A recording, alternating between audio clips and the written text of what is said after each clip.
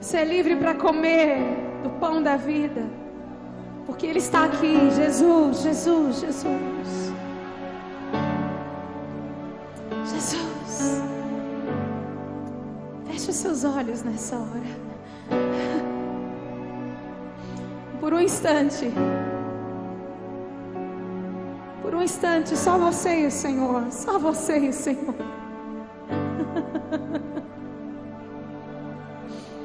Só você e o Senhor. Ame ao Senhor, ame ao Senhor.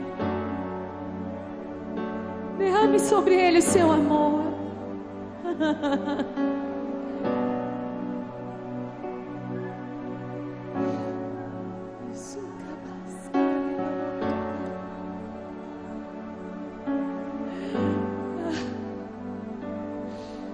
Espírito Santo de Deus, nós oramos nesta noite que o Senhor venha alinhar o nosso coração ao coração de Deus. Estes são tempos tão determinantes, ó Deus, para a igreja no Brasil. Estes são tempos tão importantes, tão decisivos. E nós não queremos estar adormecidos, não queremos estar dispersos, mas Espírito Santo de Deus, arrebata os nossos corações nesta noite.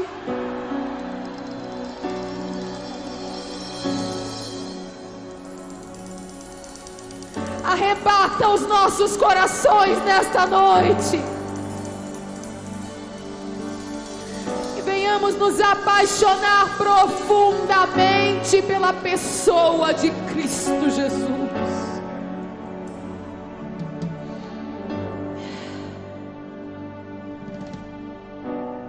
E que estejamos alinhados com o coração deste homem, totalmente Deus, que vem reinar sobre a terra. E nós te dizemos: estabelece o teu reino em nós, estabelece o teu reino na nação brasileira, que venha o teu reino, que seja feita a tua vontade na terra, assim como ela é feita nos céus, que o mesmo anseio que existe nos céus seja derramado nos nossos corações nesta noite. O mesmo anseio que existe nos céus, para que o teu reino venha, para que a tua glória se espalhe por toda a terra, e toda a terra se encha do conhecimento da glória do Senhor. Que façamos parte deste anseio, que façamos parte daquilo que o Senhor está fazendo no planeta Terra nestes dias. Que não estejamos dispersos. Espírito Santo de Deus, arrebata os nossos corações, atrai os nossos olhos a Ti. Espírito de revelação e conhecimento seja sobre nós. Enche-nos nesta noite. Queremos Te conhecer mais, Deus. Queremos conhecer os Teus pensamentos, o Teu querer, a Tua vontade, o Teu anseio. E queremos compartilhar deste anseio. Em nome de Jesus. Em nome de Jesus, Senhor.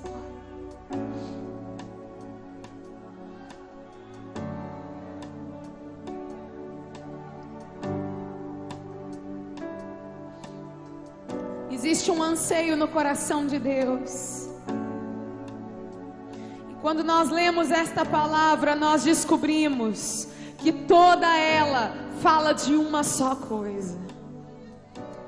Fala de um amor incomparável, de um amor tão grande que rompeu a eternidade e desceu para que fôssemos um, para que tivéssemos um só coração. um só pensamento, para que fôssemos uma só família.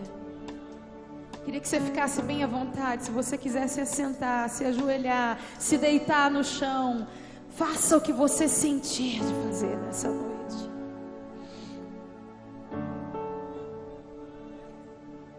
Fique à vontade com o Espírito Santo. Ele é tudo que nós precisamos, Ele é tudo que nós queremos, é a presença santa do Senhor. Nosso anseio é para que essa presença venha nos desconstruir. Tem nada melhor que ser desconstruído por essa presença de Deus.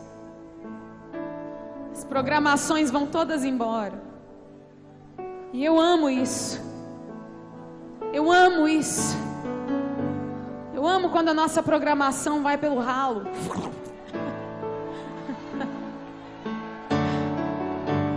Quando o Espírito Santo de Deus vem e desconstrói tudo que a gente programou, nos deixa estatalados no chão, parecendo que foi atropelado. Eu amo isso.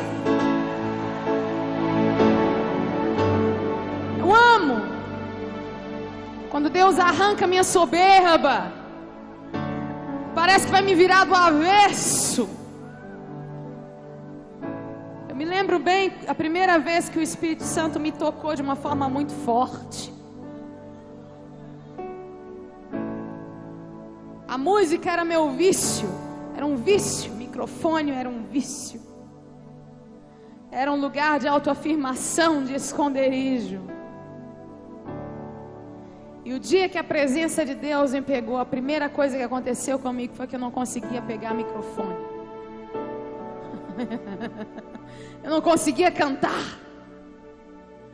E Deus desconstruiu os meus sonhos de alto a baixo. Deus desconstruiu tudo que eu sonhava. Deus diz: menina, você vai sonhar os meus sonhos. Você vai sonhar o que eu tenho para você.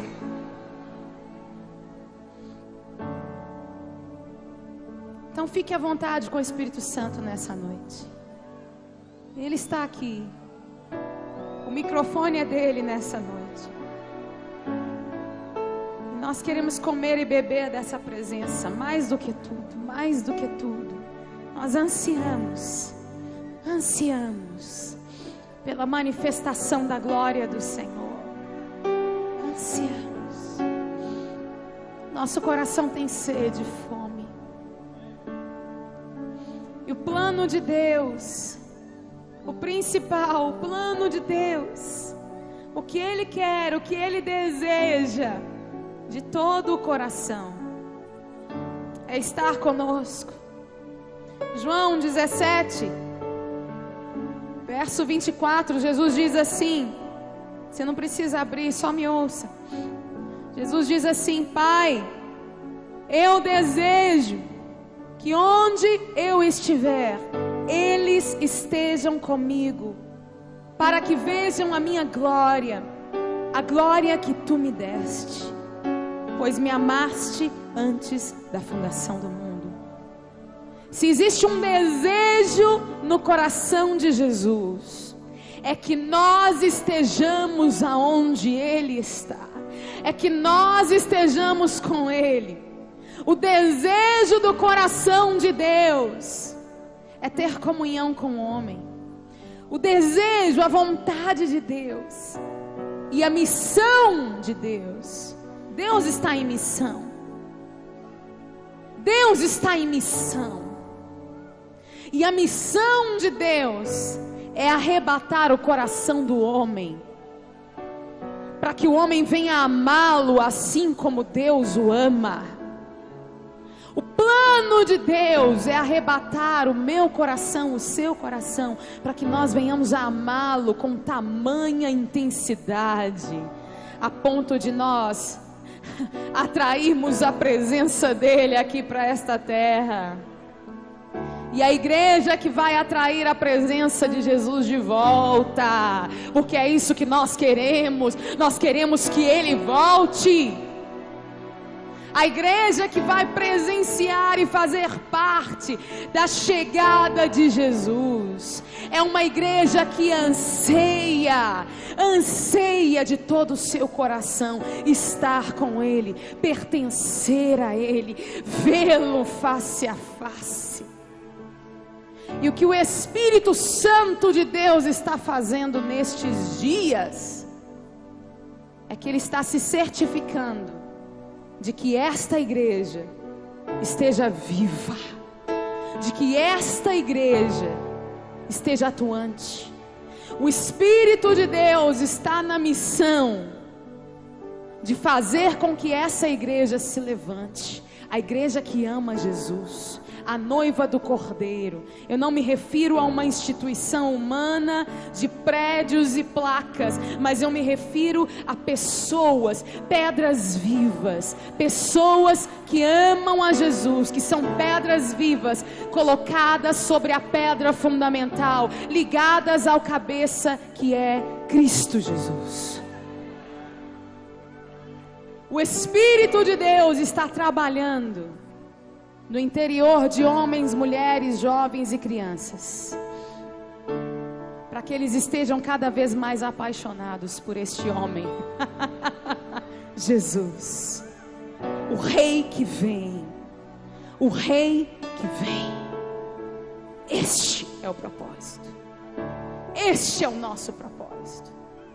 O apóstolo Paulo diz: eu deixo todas as coisas para trás, eu prossigo para o alvo, para o conhecimento de Cristo Jesus. Quão sublime é o conhecimento de Cristo Jesus, o quão maior do que todas as coisas que eu abri mão é o conhecimento de Cristo Jesus. Conhecê-lo, nos aprofundarmos nele, é tão maior e mais sublime do que qualquer outra coisa que possamos fazer nessa vida. Conhecer a Cristo. Eu quero conhecer a Cristo, o poder da sua ressurreição e a comunicação dos seus sofrimentos. Foi o que Paulo diz. Quero conhecer essa pessoa, Jesus. Quero ter tudo a ver com Ele. Quero pensar o que Ele pensa, quero dizer o que Ele diz, quero fazer o que Ele está fazendo. E Jesus diz a respeito do Espírito Santo, que o Espírito Santo de Deus, Ele iria nos guiar a toda a verdade, Ele iria nos dirigir. Jesus disse lá em Mateus 16, aliás João 16, Jesus disse: eu tenho muito para dizer para vocês, mas agora eu não posso. E eu vou embora, mas eu vou enviar para vocês o Espírito Santo da verdade, o Espírito da verdade, e Ele vai guiar vocês a toda a verdade. Ele vai falar não de si mesmo, mas Ele vai falar daquilo que tem visto e ouvido, e Ele vai revelar para vocês as profundezas de Deus. Ele vai revelar para vocês aquilo que está por vir. O Espírito Santo da verdade vai nos guiar à totalidade da verdade. Jesus diz: eu sou o caminho, a verdade e a vida. E o Espírito de Deus vai nos guiar para conhecê-lo mais todos os dias.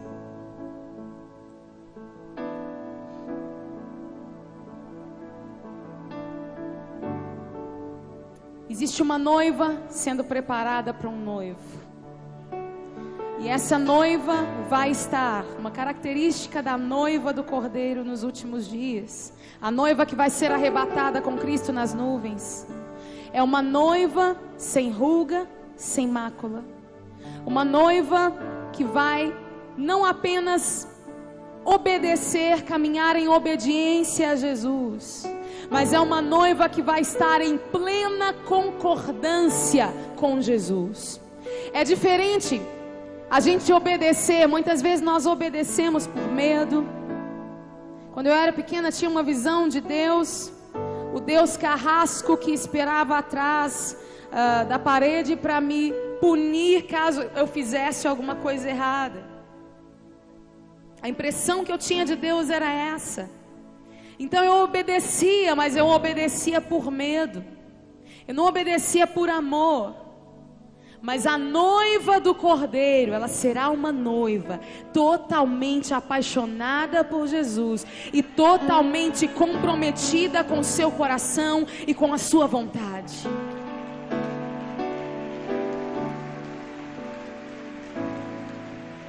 Vai existir um alinhamento desta noiva. Essa noiva vai começar a surgir. Ela já está aqui. Ela já está aqui. Talvez você olhe para você, eu sou tão mais ou menos, está tão difícil. Essa carne minha está acabando comigo. A caminhada está pesada, mas eu vou te dizer, o Espírito de Deus está trabalhando em você. Ele está trabalhando em você para alinhar o seu coração ao coração de Deus, à vontade plena de Deus. E eu quero que você saiba, eu quero afirmar mais uma vez, que o plano principal de Deus não é o de nos dar uma casa nova, um carro novo, uma roupa nova. Todas essas coisas são muito legais, muito boas. Eu amo ganhar roupa nova. Aliás, eu estou toda ganhada aqui hoje, estou tão feliz por isso.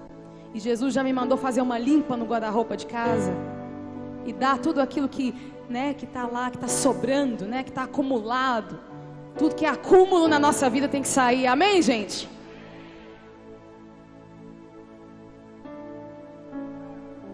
O plano principal de Deus não é fazer você ganhar muito dinheiro, ter muitas posses, ter muitas coisas. Desculpa, tudo isso é muito bom e Deus tem algumas pessoas que realmente serão muito ricas com um propósito. Um propósito de Deus. Existe um propósito na riqueza. Existe um propósito nos bens. Os bens não são para satisfação egoísta pessoal. Os bens são para investir no reino de Deus. Não ajunteis tesouros nessa terra, onde a traça corrói, onde o ladrão rouba, mas ajunteis tesouros no céu, onde a traça não rouba, aliás, a traça não corrói, que eu saiba, nenhuma traça roubou ninguém até hoje. Se alguém achar uma, me avise, que a gente dá um jeito de prendê-la. Onde a traça não corrói, o ladrão não rouba, é nesse lugar, é nos céus, que nós precisamos acumular bens. E o plano principal de Deus é estabelecer o reino dele. Todas as coisas nas nossas vidas, o propósito principal de todas as coisas na minha vida precisa ser estabelecer o reino de Deus, cooperar com aquilo que Deus está fazendo na terra. Cooperar com aquilo que o Espírito de Deus está fazendo na terra. Existem pessoas nos nossos dias, no ambiente igreja, que não têm cooperado com aquilo que Deus está fazendo, com a obra que Deus está fazendo.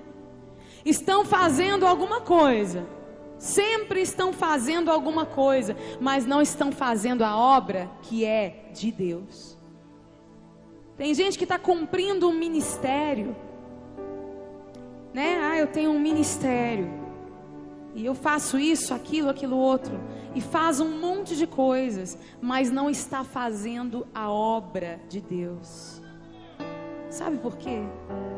Porque obra de Deus não significa cair em ativismo. Obra de Deus não significa fazer coisas diante dos olhos das pessoas. Fazer a obra de Deus significa estar alinhado com o coração de Deus. Porque quando estamos alinhados com o coração de Deus, nós conhecemos a vontade de Deus, conhecemos o propósito de Deus e começamos a cooperar com Deus na obra que é de Jesus, no ministério que é de Jesus. Volte-se para a pessoa que está do seu lado e diga para ela: eu e você, eu lamento te informar que você não tem um ministério.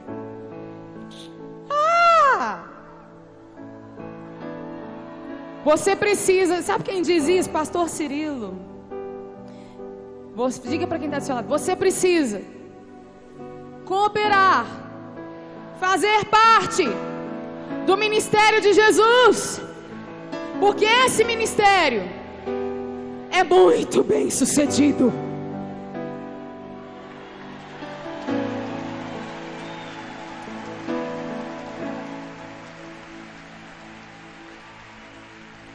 Aleluia. Mas para cumprir esse ministério, nós precisamos estar alinhados com o coração de Deus. Eu preciso conhecer o coração dele, saber o que ele pensa, para falar o que ele fala, para fazer o que ele faria. É isso que eu preciso. Eu queria que você abrisse a sua Bíblia comigo em 2 lugares diferentes nessa noite. Abra sua Bíblia comigo em Gálatas, no capítulo 5, a partir do verso 16.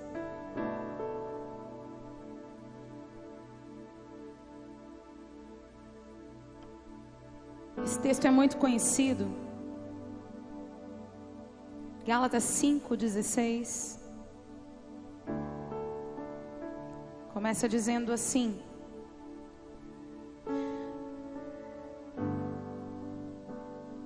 minha mensagem é: vivam pelo Espírito, então vocês não farão nada do que a velha natureza deseja. Porque a velha natureza deseja o que é contrário ao Espírito, e o Espírito deseja o que é oposto à velha natureza. Eles se opõem um ao outro, de modo que vocês perceberão a incapacidade de realizar todas as suas boas intenções. Ou seja, você na caminhada com Jesus vai perceber que você na sua força não consegue ser santo. Bom, péssimo. Mas tem uma boa notícia. Diz assim: se vocês são guiados pelo Espírito, não se encontram em sujeição ao sistema resultante da perversão da lei em legalismo. O que é legalismo? São aquelas regrinhas humanas que muitas vezes nós seguimos. Regrinhas humanas, regras humanas. Eu costumo dizer algo que eu ouvi, é que o Evangelho não é um conjunto de regrinhas que nós seguimos para ir para os céus. O Evangelho não é legalismo, não é essa coisa de ficar seguindo costumes humanos para propósitos humanos. Mas o Evangelho, ele é comunhão com Deus. O Evangelho fala sobre ter paz com Deus através de Cristo Jesus. Jesus é a justiça de Deus. Eu no meu esforço não posso fazer nada para ser salvo diante de Deus, para ser merecedor do amor de Deus, mas Deus nos deu Jesus, e Jesus morreu por nós, sendo nós ainda pecadores. E o texto continua dizendo assim: é evidente, verso 19, é evidente que a velha natureza realiza, ela se expressa mediante a imoralidade sexual, a impureza, indecência, adoração de ídolos, o uso de drogas alucinógenas para entrar em sintonia com o oculto, rixa, contenda, ciúme, ira, ambição egoísta, divisionismo, intriga, inveja, embriaguez, orgias e coisas semelhantes a essas. Advirto-os agora, como já fiz antes: os que praticam essas coisas não terão parte no reino de Deus. Mas o fruto do Espírito é amor, alegria, paz, paciência, afabilidade, bondade, fidelidade, humildade, autocontrole. Não existe nada na lei contra essas coisas. Além disso, quem pertence a Cristo Jesus condenou a velha natureza à morte na cruz, com as suas paixões e desejos. Já que é pelo Espírito que temos vida, que sejamos também pelo Espírito que ordenemos a vida diária. Ou seja, já que é pelo Espírito de Deus que nós temos vida, recebemos vida, esse mesmo Espírito que nos deu vida, que nos vivificou em Cristo Jesus, é um Espírito que faz com que eu não peque mais todos os dias. É um Espírito que vai me direcionar no meu dia a dia, para que eu não viva mais como escravo do pecado, para que eu não viva mais como escravo da velha natureza. A mesma graça que me salvou, que me libertou, que me curou, que me trouxe vida, que me incendiou, a mesma graça me capacita a não pecar. Quando a gente anda com Jesus, uma das consequências de andar com Jesus é que nós passamos a amá-lo mais. E quanto mais nós o amamos, mais nós abandonamos os velhos hábitos, as velhas coisas. Deixa eu contar uma historinha para vocês. Bora confessar pecado. Aqui o púlpito é um lugar bom para confessar pecado. Então vamos lá. Quando eu e o Gustavo tínhamos cerca de menos de um ano de casado. Quantos aqui tem um ano de casado, mais ou menos? Quantos estão casados aqui? Primeiro, quantos estão casados? Levanta assim. Glória a Deus. Tem muito solteiro neste lugar. Jesus tem compaixão. Quem está solteiro aí? Levanta a mão. Uou! Meu Deus! Vai passar, gente, vai passar. Deus é bom. Fique em Jesus que você vai achar alguém para você. Amém? Fique em Jesus, permaneça nele. É um bom lugar para encontrar alguém. É em Cristo. Quando a gente estava no primeiro ano de casado, meu primeiro ano de casado foi muito difícil. Muito difícil. Algumas pessoas que estão no primeiro ano sabem do que eu estou falando. A gente se une a uma pessoa totalmente diferente da gente, que foi criada num lugar diferente, numa família diferente, com hábitos diferentes, com coisas diferentes. E eu me lembro uma das primeiras brigas que eu tive com o Gustavo depois que casei. Nívia, você briga com o Gustavo? Brigo. Porque você não? Né? Tem gente aí que é mais santo do que eu e não briga com o marido.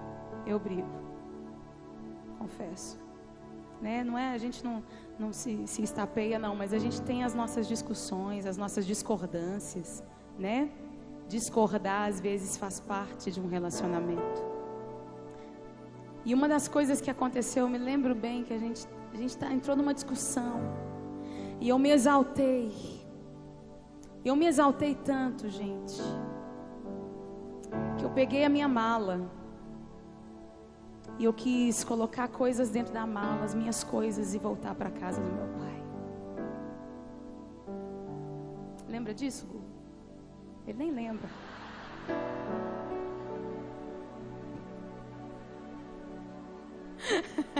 Ele nem lembra.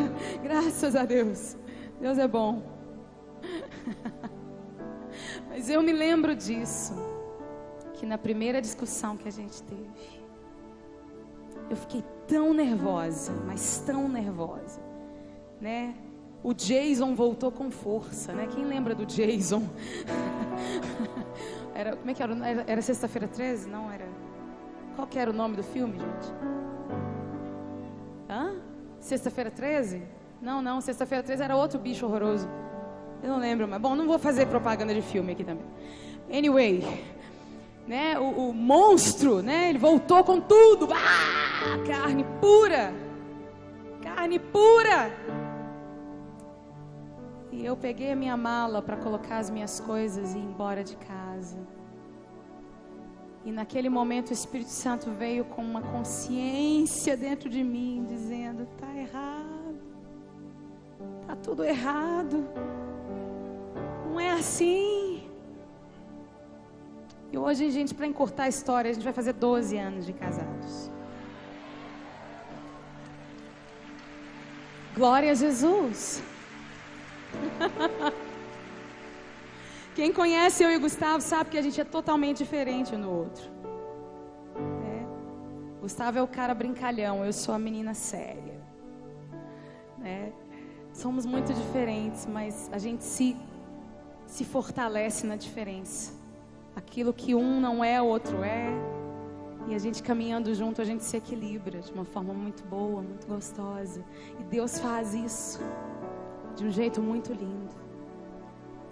E, enfim, o que eu quero dizer para você nessa noite é que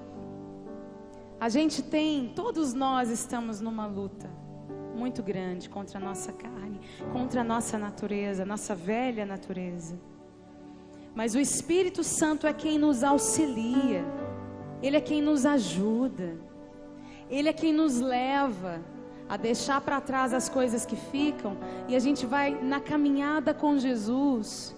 Aos poucos a gente vai deixando de lado aqueles hábitos que a gente tinha, aquelas coisas que a gente fazia antes, aquelas coisas que a gente, sabe, de que você lembra, quando eu me lembro disso eu me envergonho muito, né? Mas Deus vai arrancando de nós essa velha natureza, essas velhas tendências, esses velhos hábitos. E de repente na caminhada com Jesus, a gente começa a tomar nojo pelo pecado. Nojo. Por isso que é possível, eu digo para você, a mesma graça que nos resgatou das trevas, ela nos capacita a sermos como Jesus. Diga isso para quem está do seu lado, a mesma graça que nos resgatou das trevas, nos capacita a sermos mais como Jesus. Amém? Amém. Glória a Jesus. Toda glória a Jesus. Agora a gente vai para a mensagem mesmo. Isso foi só uma introdução. Foi só uma introdução. Agora a gente vai para a mensagem que eu realmente queria passar para você. Olha com muito desespero para a pessoa que está do seu lado. Diga para ele, ela não vai parar de falar nunca mais. Glória a Deus. Só ouvi um glória a Deus até agora. Então eu vou tentar não demorar muito. Vamos lá, abre sua Bíblia comigo em Mateus 25. Mateus capítulo 25.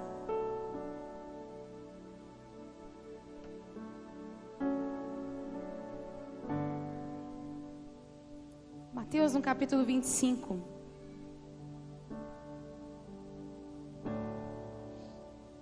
Conta 3 histórias. Jesus conta 3 histórias que são aparentemente distintas umas das outras, mas essas histórias, elas têm tudo a ver uma com a outra, e elas nos passam uma mensagem central, e eu queria que nós falássemos um pouco sobre isso.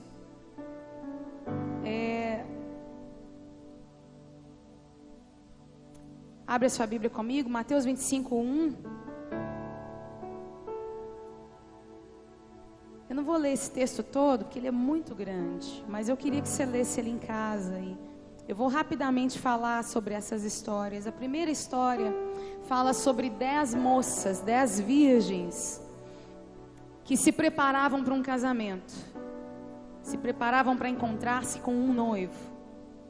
E essas 10 moças, eu imagino que elas estavam prontas, arrumadas, mas elas iriam se encontrar com o noivo num lugar, num ambiente que exigia que elas tivessem luz. E o que aconteceu foi que 5 delas eram inteligentes, né? Elas pensavam, elas eram sábias. Então o que elas fizeram? Elas tinham uma lamparina, né? Uma coisa bem antiga, esse negócio de lamparina, bem da roça, assim, né? Quando a gente não tem luz elétrica, usa-se uma lamparina. E a lamparina, ela é alimentada com óleo. Para se acender a lamparina precisa óleo, né? E 5 dessas moças, elas foram inteligentes o bastante para levar óleo que durasse para a noite toda.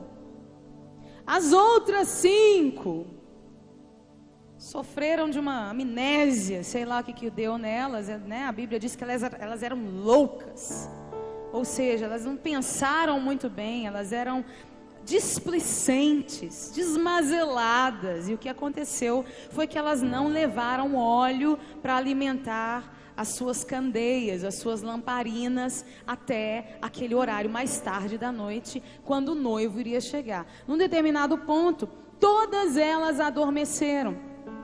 E o noivo chegou, e foi anunciada a chegada do noivo. As 5 que estavam prontas, elas entraram com o noivo, e as outras que não estavam prontas, elas tinham ido buscar óleo na cidade, comprar óleo. Elas tinham ido fazer o que elas deveriam ter feito antes.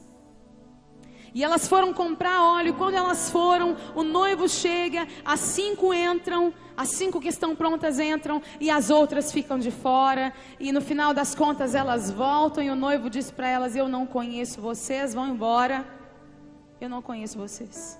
E a porta se fechou, estava fechada para elas, e elas não puderam entrar.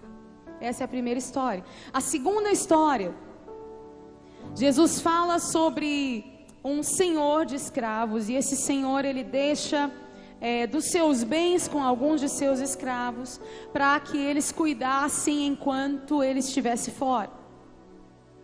E a um ele deu 5 talentos, né? E a minha Bíblia diz aqui que os 5 talentos equivalem a 100 anos de trabalho de uma pessoa. 5 talentos foi o que ele deu a uma pessoa, a um desses trabalhadores. A outro ele deu 2 e a outro ele deu 1. Ou seja, até aquele que recebeu 1 recebeu muito.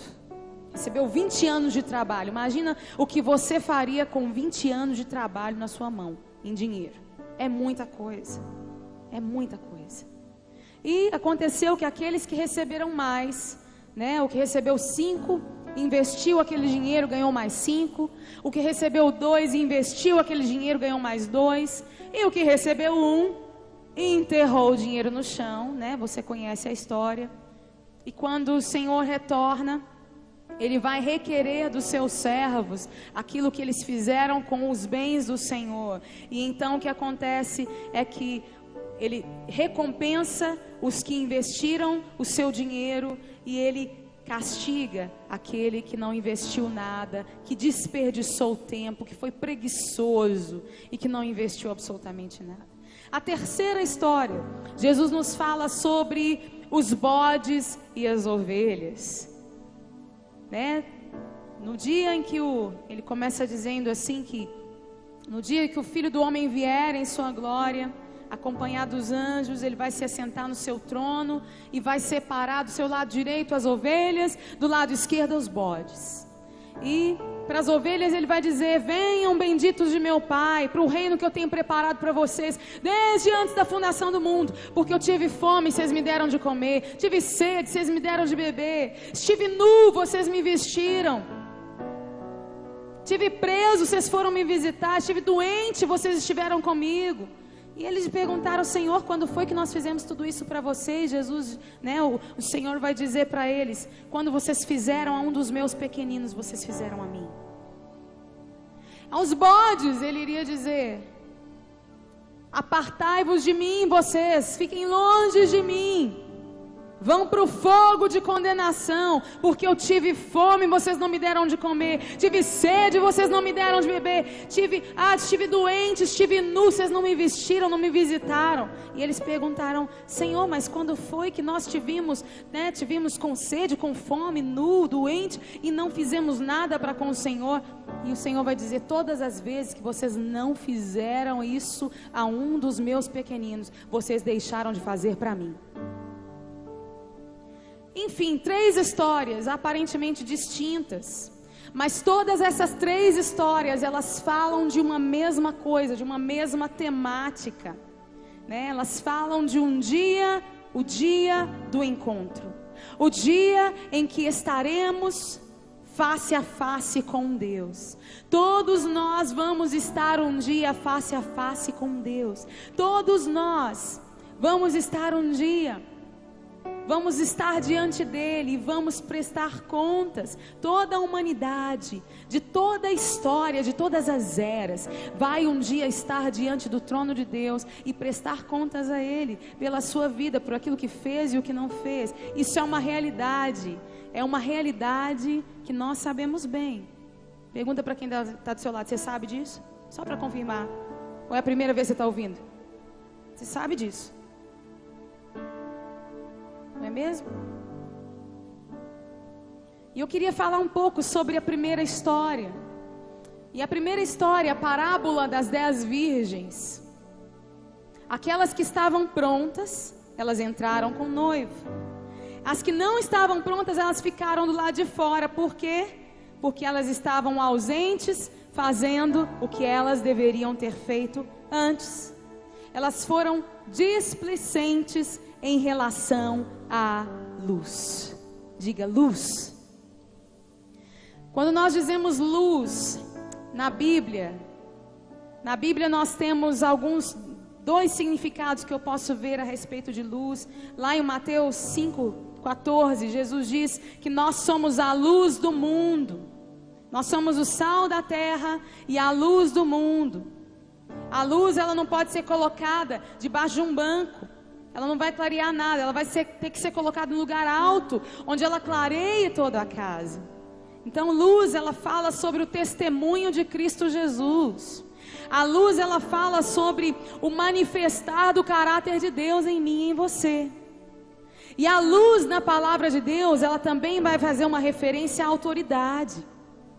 Quando Jesus lá em Apocalipse diz para a igreja de Éfeso, ele adverte a igreja de Éfeso e diz para eles assim: se você não se arrepender da sua frieza e não voltar ao primeiro amor, eu vou retirar o seu candelabro do lugar, ou seja, vou retirar a sua posição de autoridade onde você está. É isso que o Senhor diz à igreja de Éfeso. Ou seja, luz na palavra de Deus, aqui no Novo Testamento, nós podemos ver a luz como o testemunho de Cristo Jesus. E segundo, como a autoridade que esse testemunho traz. E essas noivas, é interessante, eu peço licença aos teólogos e amigos aqui, para fazer uma analogia sobre isso. É interessante que aquilo que impediu as moças, as 5 noivas, de entrarem e estarem com o seu noivo, foi exatamente a ausência da luz. A ausência da luz. Ou seja, num ambiente escuro, de escuridão, noite avançada, nada mais óbvio, eu preciso ter luz. Num ambiente onde a escuridão está intensa, e naquela época, naqueles dias, não tinha luz elétrica. E quem mora em um lugar onde não tem luz elétrica sabe que as trevas são densas. As trevas são densas. E se a gente não anda com uma lamparina, uma lanterna bem pertinho da gente, a gente não consegue andar. E principalmente, a gente não consegue ser referência para que outras pessoas nos vejam e se guiem através daquilo que estão vendo em nós. Não é verdade? Nós vivemos hoje, trazendo isso para a nossa realidade, a gente vive hoje num país que se diz evangélico nos seus 30% de habitantes. Se não me engano, me corrigem se eu estiver errada, mas cerca de 30%, estatisticamente, cerca de 30% da população brasileira é hoje chamada evangélica. Isso é uma proporção muito grande. E é muito impressionante. Se você dissesse há anos atrás, se você nos dissesse que hoje nós seríamos capa de revista por aí, revista Isto É, tantos cristãos saíram na capa da Isto É, acho que foi nessa semana. Se nós disséssemos isso há anos atrás, a gente nunca poderia acreditar que isso fosse possível. Por quê? Porque praticamente, o evangélico sempre foi perseguido. Eu me lembro de uma época, o Eugênio está aqui para me testificar. Eugênio é meu amigo de vida, né, Eugênio? Me conhece desde 5 anos de idade, eu acho, menos, acho que menos até. Bom, e eu me lembro da época em que nós íamos para a mesma igreja, e a minha mãe me pegava pelo braço e a gente ia para a igreja no domingo de manhã. E crente, sabe o que era crente, gente? Crente era aquele cara que andava com a Bíblia debaixo do braço, assim. E eu me lembro de sair com a minha mãe, eu de um lado e a Bíblia do outro. Eu também levava uma Bíblia. E nós saímos na rua, eu, minha mãe, minhas irmãs, meu irmão. Saímos na rua. Nessa época meu pai ainda não era crente. E a gente saía todo mundo com a Bíblia debaixo do braço. Gente, eu me lembro da cara dos vizinhos olhando pra gente.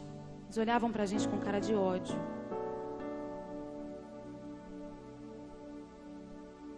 Cara de desprezo. Tipo, se eu pudesse eu matava você, né? Desculpe, gente, eu vou ter que falar. Crente da bunda quente. Eu lembro disso. Eu lembro disso na escola. Eu lembro dos coleguinhas de escola apontando para mim. Eles, além de me zombarem por causa da minha cor de pele, eles me zombavam porque eu era crente. Crente da bunda quente, crente da bunda quente. Era assim. Era pesado. Era difícil ser crente, porque ser crente era sinônimo de ser chacoteado na escola. Era sinônimo de ganhar muitos inimigos. Ser crente também era sinônimo de outra coisa. E isso eu me lembro, porque eu já ouvi muitos irmãos dizerem a respeito. E eu me lembro de algumas pessoas dizerem, olha, há muitos anos atrás, a palavra de um crente valia muito. Então, se um crente virasse e dissesse assim para alguém, olha, eu não tenho dinheiro para te pagar agora por essa mercadoria. Então eu vou voltar mais tarde, eu vou para minha casa, vou buscar o dinheiro e eu volto para te pagar. Se um crente dissesse que voltava para pagar, ele com certeza voltava para pagar. Quem aqui se lembra um pouquinho dessa época assim? Né? A galera com mais de 30, que nasceu na igreja. Léo não, né, Léo? Novinho. Mas eu me lembro de alguns pontos quando eu era criança. Eu me lembro disso, que a palavra do crente, ela valia muito. Valia muito. Se um crente dissesse que era, é porque era mesmo. E hoje, gente, nós vivemos num país onde cerca de 30% da população é evangélica. Uau! Se nós disséssemos isso para um pastor do interior de Minas Gerais, naqueles anos 60, anos 70, esse pastor ia ficar absolutamente atônito. Se fizéssemos uma viagem no tempo e pudéssemos dizer para um pastor, pastor, você não sabe o que aconteceu no futuro. No futuro, em 2012, nós seremos 30% da população brasileira. Esse pastor diria, glória a Deus, aleluia. Porque isso era totalmente inimaginável naqueles dias. Era inimaginável. Quando alguém se convertia a Jesus, se convertia mesmo, porque sabia que no pacote vinha perseguição atrás, vinha quebradeira atrás. Quem amava Jesus, amava mesmo, porque sabia que iria passar por privações, que corria o risco de perder o emprego, que corria o risco de ser perseguido na escola, de apanhar na escola. Quantas vezes eu apanhei na escola de colegas, porque eu era crente.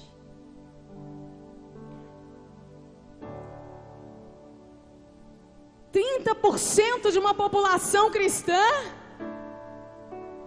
Você sabe o que acontece quando os cristãos quando começam a surgir cristãos numa sociedade? É que essa sociedade começa a mudar. Essa sociedade começa a mudar de uma forma estrondosa. A violência começa a acabar, os pobres, eles começam a ter cuidado, os órfãos, as viúvas, começam a ter onde se abrigar. Coisas maravilhosas e grandiosas acontecem na sociedade, quando a população de crentes cresce. Por isso eu me pergunto, Por que é que no Brasil a nossa sociedade não está mudando? Por que é que no Brasil ser crente às vezes se torna sinônimo de ser caloteiro? Por que é que no Brasil ser pastor às vezes se torna sinônimo de ser ladrão? Por que é que no Brasil ser crente é sinônimo de ser qualquer coisa, sem caráter? Eu me pergunto por quê. Ser crente não é mais como era antes atrás. Ser crente não é mais como era há anos atrás, nos anos em que a minha mãe era crente, era jovem. Por que que ser crente hoje não é mais como anos atrás? Porque a nossa luz está se apagando. Por que é que a nossa luz, se nós somos 30% da população de evangélicos no Brasil, por que é que a nossa luz não está brilhando mais? Por que é que as pessoas não nos têm como referência de comportamento? Por que é que as pessoas não nos têm como referência de fidelidade? Por que é que as pessoas não nos têm como referência de gente que é correta moralmente? 30% da população do Brasil entra em grandes templos, lota estes templos, vai a eventos, dos quais muitos eu estou na frente, mas não conhecem a pessoa de Cristo Jesus. Não tem absolutamente nada em si que as identifique com Cristo Jesus. Não se identificam com a cruz de Cristo, porque não negam a si mesmos todos os dias. Não se identificam com o Cristo que se esvaziou de si mesmo e se esvaziou até a morte, morte de cruz, e deu tudo o que tinha por causa do amor que tinha, do amor que tinha por nós. Hoje nós vivemos dias cruciais, eu disse isso no início.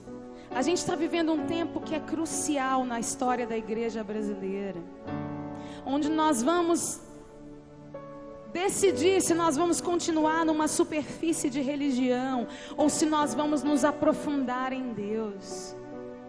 Porque se aprofundar em Deus, gente, significa se tornar referência de comportamento. Não que a gente comece a caminhar por regrinhas, mas é que a gente começa a andar no Espírito. E quem começa a andar no Espírito começa a ter os frutos do Espírito em si: caráter, alegria, longanimidade, benignidade, domínio próprio, mansidão. Quem começa a caminhar com o Espírito Santo, quem começa a caminhar com Jesus, começa a falar como Jesus fala, começa a pensar como Jesus pensa, começa a fazer aquilo que Jesus estaria fazendo se estivesse carne e osso aqui na terra. Quem começa a caminhar com o Espírito Santo não vive na prática das velhas obras, não vive como escravo do velho pecado, dos velhos hábitos, porque anda com Jesus. E quando a gente anda com Jesus, a gente começa a amar mais a Jesus do que a gente ama o mundo. A gente começa a querer mais a Jesus do que a gente quer o mundo. A gente passa a se identificar mais com Jesus do que a gente se identifica com o mundo. É isso que significa andar com Jesus. A sua luz começa a brilhar. E esta é a igreja que vai subir com Jesus. Esta é a noiva que vai subir para estar com Ele. É a noiva que se identifica com Ele, que se parece com Ele, que pensa como Ele pensa, e que por causa disso é uma cooperadora perfeita do seu reino. Esta é a noiva que vai brilhar a luz de Cristo quando a escuridão for intensa. Porque eu quero te dizer, vai haver mais escuridão sobre a terra. O pecado e a iniquidade vão se multiplicar mais do que estão hoje. Pasme! O mundo e o seu sistema, quando a gente diz mundo, a gente diz sistema, é o sistema que rege a humanidade. É o jeito de pensar egoísta da humanidade. Esse mundo, ele vai se tornar ainda mais egoísta. Vai se tornar ainda mal, mais mal do que é. E neste panorama de iniquidade, de maldade, a luz da igreja vai resplandecer como nunca. E sabe o que acontece quando a luz resplandece? As pessoas olham e elas têm uma referência. Eu quero ser como fulano porque ele se parece com Jesus. Existe um Deus, eu sei que há um Deus. Eu sei que há um Deus. Porque aonde todo mundo é egoísta, cuida do seu próprio nariz, aquela pessoa ali está cuidando dos pobres, das viúvas, dos abandonados. Existe um Deus, tem que existir um Deus. Assim brilha a vossa luz diante dos homens, para que vejam as vossas boas obras e glorifiquem ao vosso Pai que está nos céus.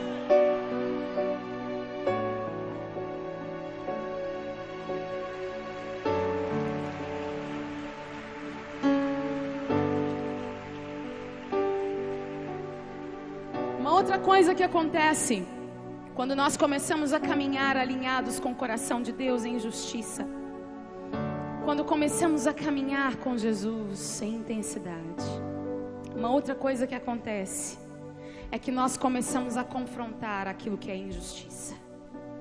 E todo confronto com a injustiça vai gerar perseguição, vai gerar tensão. Foi isso que Jesus disse. Ele disse, olha, se perseguiram a mim, vão perseguir você. Se foram atrás de mim, vão atrás de você. Porque cabe ao servo ser como o seu Senhor. E é tempo, gente, eu acho que eu vou parar por aqui por causa do tempo, mas é tempo.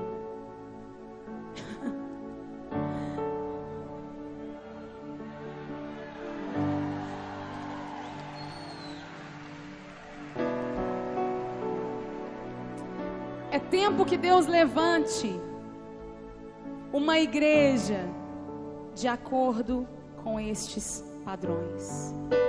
Uma igreja que se pareça com Cristo Jesus. Quantos aqui querem ser essa igreja? Olha que vem o pacote completo. Vem o pacote completo. Quem quer? Tem que ser o pacote completo. É as bênçãos, mas também tem as perseguições. Você quer? Are you sure? Tem certeza?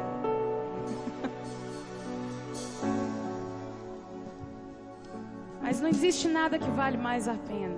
Vale a pena. Vale a pena. E no dia em que nós estivermos face a face com o Cordeiro Jesus, nós vamos entender o quanto vale a pena. O quanto valeu a pena. Que você não espere chegar diante dele e diga, por que eu não me dei mais? Olha isso, olha ele, ele é absolutamente lindo. Ele é absolutamente glorioso, ele é absolutamente bondoso, ele é puro amor. Por que é que eu não me dei mais? Por que é que eu não dei mais o meu tempo?